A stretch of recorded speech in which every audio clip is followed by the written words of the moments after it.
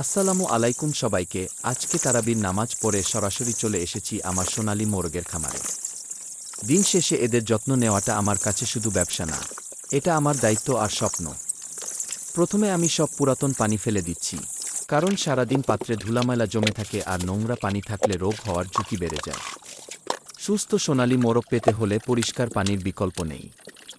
এখন আমি পানির পাত্রগুলো ভালোভাবে ধুয়ে পরিষ্কার করছি। খামারে ছোট একটা ভুলও বড় ক্ষতির কারণ হতে পারে, তাই নিয়মিত পরিষ্কার পরিচ্ছন্নতা খুবই জরুরি।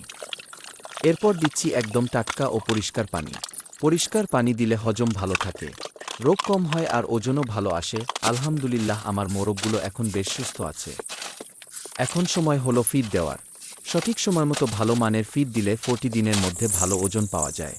আমি চেষ্টা করি সবকিছু নিয়ম মেনে করতে। খামারের সফলতা আসে পরিশ্রম, ধৈর্য আর আল্লাহর রহমতে। আপনারা সবাই দোয়া করবেন যেন আমার এই ছোট খামার একদিন বড় হয়। ভিডিওটি ভালো লাগলে লাইক, কমেন্ট আর শেয়ার করবেন। আসসালামু আলাইকুম।